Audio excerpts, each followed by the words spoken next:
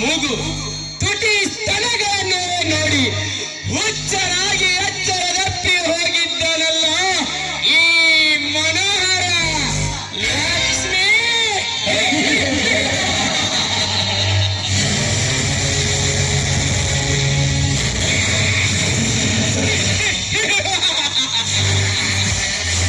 ನನಗಾಗಿ ಅವತರಿಸಿ ಬಂದಿರುವ ಈ ಶೃಂಗಾರ ಜೀವಂತ ಸೆಲೆಗೆ ಭೃಂಗಿಯಾಗಿ ಭಂಗಿ ರೂಪದಲ್ಲಿ ನಿತ್ಯ ನನ್ನ ಕಣ್ಣು ಮುಂದೆ ಕಾಣುವ ನಿನ್ನನ್ನು ಚುಂಬಿಸಿ ಆ ಬೀರಲಿಂಗೇಶ್ವರನ ಸಾಕ್ಷಿಯಾಗಿ ನಿನ್ನ ಕೊರಳಿಗೆ ನಾ ತಾಳಿ ಕಟ್ಟಿ ನಿನ್ನನ್ನು ನನ್ನ ಪಟ್ಟಣದ ರಾಣಿಯಾಗಿ ಸ್ವೀಕರಿಸಿ ನನ್ನ ಹೃದಯ ರತ್ನದ ಸಿಂಹಾಸನದ ಮೇಲೆ ಕುಂದರಿಸಿ ಈ ಬೋನದಲ್ಲಿ ನಕ್ಕು ನಲಿಯದಿದ್ದರೆ